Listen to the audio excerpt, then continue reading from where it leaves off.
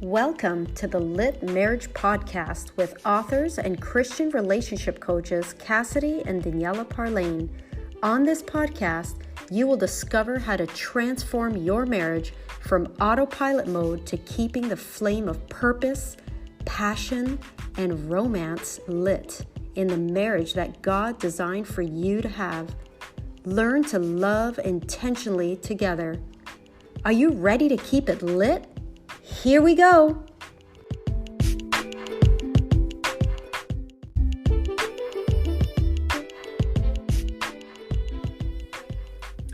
Hey guys, welcome back to another episode of the Lit Marriage Podcast. We are your hosts, Cassidy and Daniela. And today, Daniela, we're going to be talking about when kids become a mood killer. Ouch. Yeah. Yep. This is a conversation worth having, especially for young families out there. With toddlers. Yes. You know, we have two little ones of our own. And we also have an 18-year-old. Yep. So it's quite a wide spectrum. Interesting right? dynamic. Yes, for sure. And so we're also a blended family, for those of you who don't know. But, you know, it's not easy raising kids these days, is it? No, and especially when you're faced with this major culture shock, right? You know, due to this COVID-19 situation, right? And all this quarantining that's going on.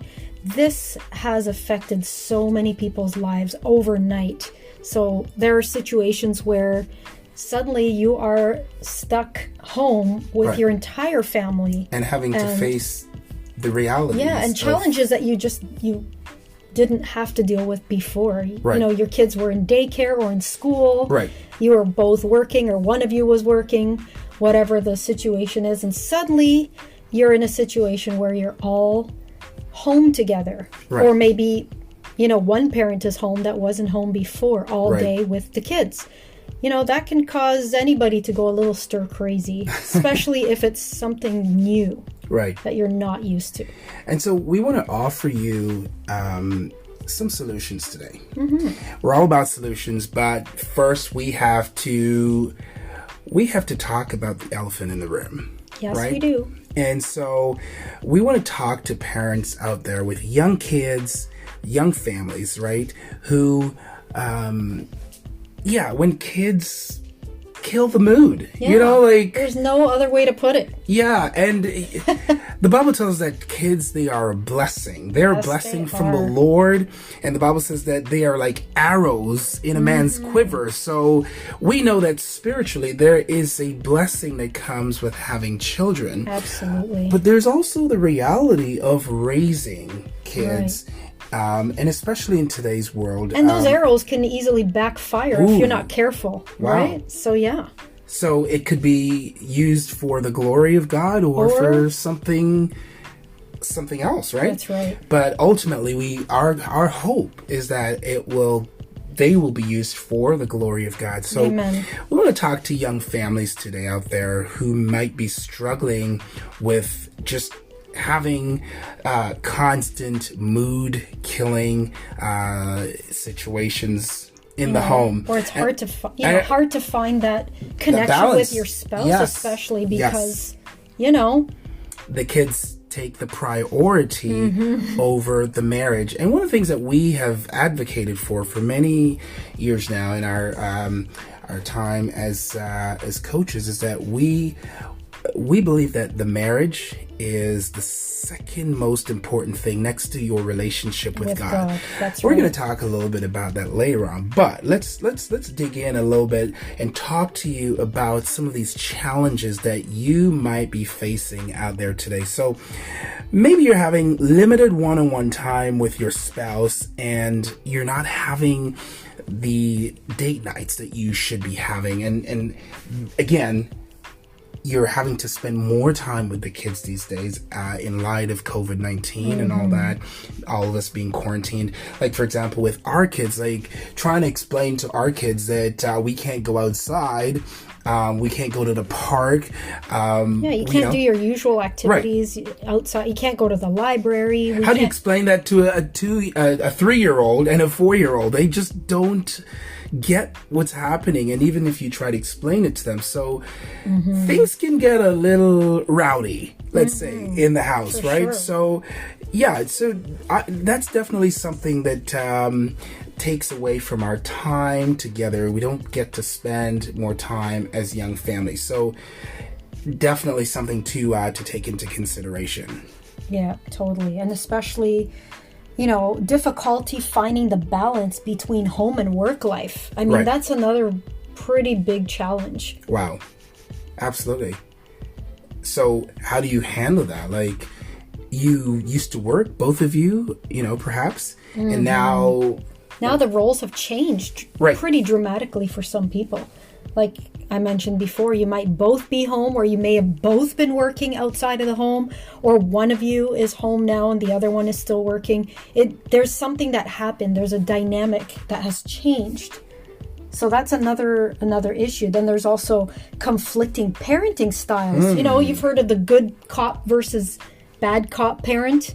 I'm sure somewhere along the line we've heard people joking about this. Like even our own, parents or grandparents may have jokingly mentioned stories about how, I was always the good one that would slip candy to my child when daddy said no. Or, and as funny and lighthearted as that might sound, they can pose a much greater problem than meets the eye, So are you saying don't play good cop, bad cop?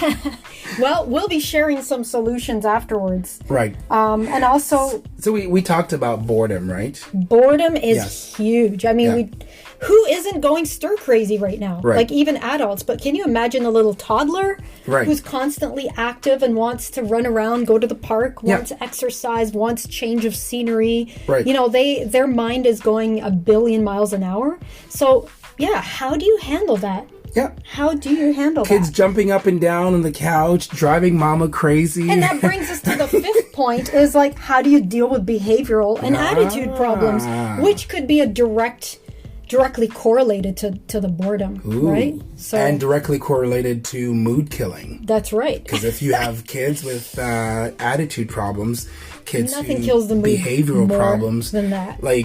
It really weighs on you as a parent. It really sucks your energy. Oh, absolutely. Because at the end of the day, you trying to have pillow conversations. All you can think about is the kids and their bad behavior. And it's exhausting. As young parents, this could really weigh on us spiritually, emotionally, physically. And I think that needs to be validated because oftentimes, as much as, yes, we love our children. Yes, we do. Yes, they are very important. God loves them. They're the Bible, gift. They're a gift. God even tells us to be like little children. Right. It's very important. But at the same time, we must validate the, like you called it, the elephant in the room. Right. There are various issues and baggage, if you want to call it that comes along with young children, and it all has to do with how we navigate through these issues. How do we handle it? Which brings us to our next point. We would like to offer some tips today because it's not easy. It's not. And your situation might vary from the next person, right? So what we're about to say to you, it's not a one hat fits all kind of a situation. Everyone's circumstance is different. And so let's talk about some tips that we want to leave you with today. Yeah, and these are things that we've been implementing, and we've seen some results. We've seen great results, and we want to just share with you what has worked for us. So have you been having limited time with your spouse and not enough date nights? Because like we said, these things happen, right? They do. We want to say to you that it's so important that you establish a structured nap and bedtimes. Oh my. Okay. Say that again. It is important that as young parents, you have structured nap times and bedtimes. And we're not just talking about bedtime for yourself and nap time for you. We're talking about the babies. The children need to have that structure in order for mommy and daddy to have some alone time together. Mommy and daddy time. That's right. As we're recording this podcast, our kids are actually napping. Yes, they are. This is how we navigate through our doing ministry together and actually having bonding time together. We work around. Have conversations. That's right. Meaningful conversations, intellectual conversations as well, where we're discussing things that are happening in the world, because it's difficult to sort of wrap our heads around everything that is happening, but you need that time together to really have discussions and just really talk about what is happening in our world. And so with nap times, that really helps. Right? And we want to say, when it comes on to nap time and bedtimes, that there are some parents out there who still allow your kids to sort of crawl into bed with mommy and daddy at nights, and that can be a real challenge and a major mood killer. Absolutely a mood killer. It's kind of hard to, you don't want the baby crawling in bed. Kind of hard to get it on when the baby is in the middle. Ain't nothing to get on with the baby crawling into the bed.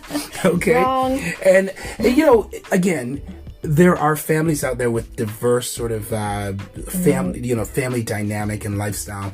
We understand if the kid or the child has a disability. That's completely. So that also puts different. Puts a wedge in all of this as well, where you certainly, this may not work for you in what we're saying, but establishing bedtimes is just so important. If we didn't do that from an early age with our children, we wouldn't be able to do this. We wouldn't be able to do this ministry. This podcast would not be here.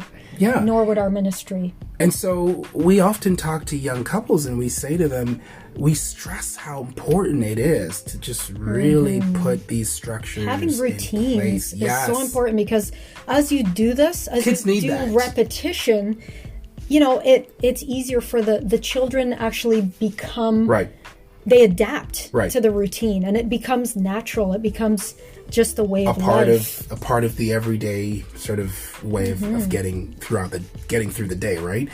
Like for example, with our kids, when it's nearing their nap times, like I literally, like maybe half hour or 15 minutes before the bedtime, I start to mentally prep them. And they know that this is coming. But what about the parents who are out there right now and they're saying, well, my kid hasn't been napping for a long time. How do I structure that? Perhaps you can implement what's called quiet times. We have a 4-year-old and she doesn't always want to sleep. Okay, so but she understands the routine. She knows that at nap time, you're absolutely not sleepy right now. She still goes in her room very quietly. She'll either sit there with her book or she'll just lay there with her teddy bears. She might just lay there and rest. Right. But she's awake and she just knows that this is quiet time. Right. And she has no problem with it. No temper tantrum. Absolutely. So we know that this is much easier said than done, right? So it does take work. Right. But it's worth it in the long run. It might be a little bit difficult for 3-4 days or nights or even a week. But at the end of the day, the payoff is wonderful. Not to mention how healthy this is for children who are actually getting their proper sleep. Right. That's a whole other can of worms. But I mean, it's healthy. It's healthy for mom and dad and for their sanity. Ooh. And it's healthy for the children to get their rest. Absolutely. It's good for the brain, and it also helps with their behavior. Right. There's one thing that we want to say, because in order to have these structured bedtimes, there is an aspect of sleep training that is needed. And we advise couples to establish a sleep training structure as of age like 6 months. As early as 6 months. 6 months. You could start right there. And what does that even look like? Like, you can get blackout curtains, you can get white noise and put it in the room. And there's so many different tips and tricks that you can do, or to sort of establish a structure. There are even sleep nannies or doulas that can help you. Right. There are services out there where there are people to help. There are books, but we strongly recommend you look into that if that's one of the challenges you're struggling with. It's worth it. It's worth it. Another thing to, get the flame lit in your marriage is to perhaps share the load, right? Jump in whenever you can. Be empathetic and compassionate towards your spouse. We know that without, work life, how do you balance your work life and your home life? If you're the one that's working, when you come home, perhaps just jump in and try to fill the gaps, where, say, if it's mom that's at home and dad's working, perhaps daddy could step in and say, okay, I'll do the laundry, or I'll cook, or just take some of the weight off of the one who's been at home throughout the entire day, taking the brunt of all that stress. Or even the fact that there are some families now where everybody's home, mom and dad are home. Now suddenly your roles have just really changed. Wow. Right? So now you just have to find that balance between sharing the workload at home together. And that could look different for everybody. And even establishing boundaries about your work life versus your home life, because now you're home, you can't avoid the kids. right? It all goes down to structure. Right. Just establishing those clear boundaries, when it's time for, there's teamwork that's needed there. Okay, daddy's going to be in the office for the next 3-4 hours. Well, that's where mom steps in, and she's going to now take care of the kids and, make sure that daddy has time to get his work done, or vice versa. Right. Or, there's so many different ways that could look. Because even with young kids, we know this. How do you, just shut yourself away as a parent in another room? Your kids, they know you're home.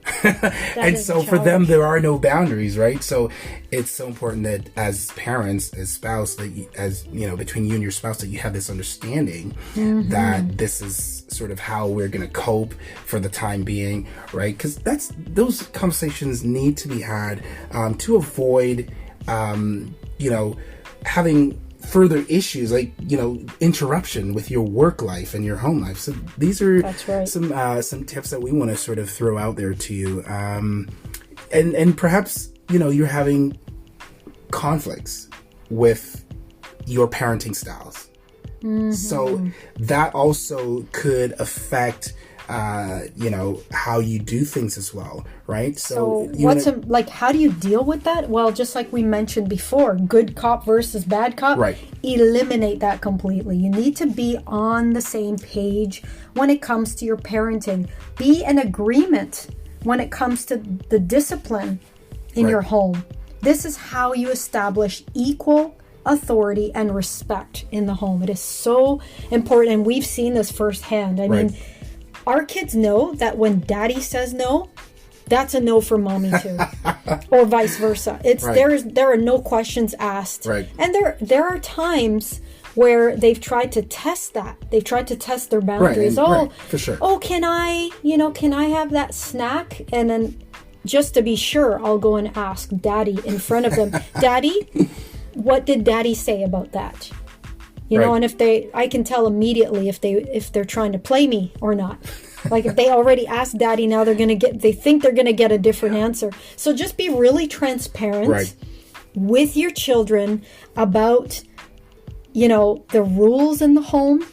And maybe this is a time where you have to actually start establishing some rules. Because the dynamics have changed. And be on the same page. And this is so important. Even if you disagree perhaps with the way your spouse may have handled a particular situation with the kids, please, whatever you do not scold your spouse in front of the children. That is the worst thing you can do. Not a good example, is what you're saying. It is totally different from that spouse who maybe that spouse did go overboard or they didn't handle it right.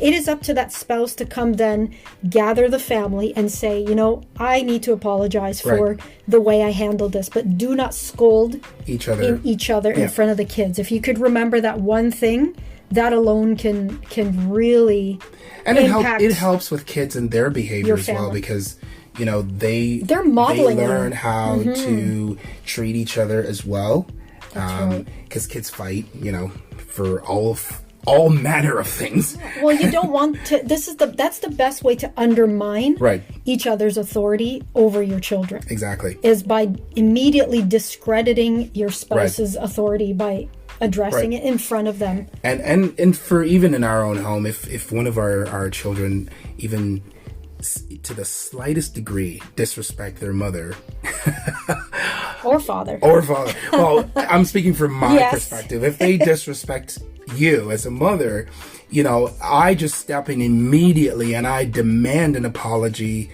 to mommy, because they need to understand that we both have equal authority in the home, and they have no authority to go against that, right? And so you're just really establishing, it's really what you're doing is establishing equal authority, like we said, and allowing kids to understand that there are boundaries. That equal authority with your spouse, not with your children. Right, exactly. I thought I'd clarify that. Exactly. So let's talk about handling boredom, because we talked about that earlier, right? How do you handle that? We would say to have more family interaction and activities, right? Have conversations, have games, have devotion together as a family. Probably the biggest one for us. Eat together as a family, like time to... Don't go your own separate ways. Grab your plate, go watch TV somewhere. The other child is like doing their own thing in the corner. Do the best you can to bring the family together. This is where conversations happen. Absolutely. This is where you really get to know each other in a deeper level. And you're modeling, unity. That's absolutely right. Unity. And it fosters unity. There's something about eating together, breaking bread together. Absolutely. It is a principle even in the Word of God. So it is there's something that happens that's it's a deeper thing than meets the eye where you're able to sit together with your family. And I get it. Eating at the table with toddlers, believe me, we have 2 of them. Yes. Not easy. But it is possible. It can be established. And it's worth it. You learn a lot about yourself and about your kids in the midst of quality family time together. It's going to take a lot of grace. But again, your children need to see that aspect of you. They need to see and experience your grace even when they are driving you bonkers. And another thing is, to decrease screen time. Oh my goodness. Huge. It's an addictive and thing for kids. But really what it does when you decrease screen time is that the behavior, there's a dramatic difference in your child's behavior when you reduce screen time. And, we live in a world where, kids, they own their own iPads or iPods or whatever, or, they have an old phone from mommy or daddy, and that's their little toy. And we advise parents, don't allow, this device or these devices to be like, where it's like, just take us and go. Like, I just need some peace and quiet. And we get it. You're with your kids from, sunrise to sundown, and it can be overwhelming. Yes, it can be. So it's very tempting to just be like, you know what? Just turn the TV on. Right. And then you do your own thing while they're sitting there watching their program. And there are very good programs out there. We do a lot of, those who know us know that we're homeschooling parents. Right. So we do a lot of interactive activities, even online and on that's available. But it's a matter of having a structure again, and putting a time limit on these screen times. Because what happened is, like, the kids are so they're so like taken up by the screen and what's happening. You ever tried taking a screen away from a child? It's like taking candy from a child, right? And you know what? We see this effect in adults. Try taking Facebook away from an adult or a phone. I mean, imagine starting a child that young with an electronic device. They get so sucked in. And then we wonder, what's the difference between this generation and, say, our generation or previous generations? I really believe that the increase of screen time has dramatically impacted behavior. Sure. Oh, it has. And we can attest to that. We have seen it. There have been days where we are like, we could see the difference where we allowed our children to just sit and watch stuff a little bit longer than usual. Right. And there would be like phases where it's like, okay, this has been going on for like almost a week. And then we decided to, we got to put some measures in here and kind of cut down the screen time quite drastically. And we noticed such a difference in the behavior. Absolutely. Oh my goodness. Wow. So I think we've been able to experiment for ourselves. What was it? A week or was it a month? I'm not sure. I think I've lost count, but I know we took it away and almost down to no the time. The kids' behavior, man. So you can try that. You want to keep the flame lit in your marriage. You want to not allow your kids to be mood killers. Try to implement some of the things that we're explaining to you today, because you know what, we think that it's worked for us, not that it's going to work for you. Maybe it won't work for you at all, but there are some things that we're saying here today that maybe you could implement and begin to see some results. We're all about keeping things lit. Absolutely. Right? And so we want to say, be intentional. Be intentional about spending quality time together with your spouse. And if you begin to have or implement some structure in the home and be on one accord as parents, you can begin to see some dramatic changes in your home, and you will be able to have not just a peace of mind, but begin to see your relationship begin to flourish in a way in which you've never imagined it. And so I think it begins with the kids. It really begins with the kids. And so, because for us, like when we first became parents, like it was just about the kids. It's all about the kids. And like, I thought slavery was over, to be perfectly honest. And then I had kids, and I realized that I'm still a slave.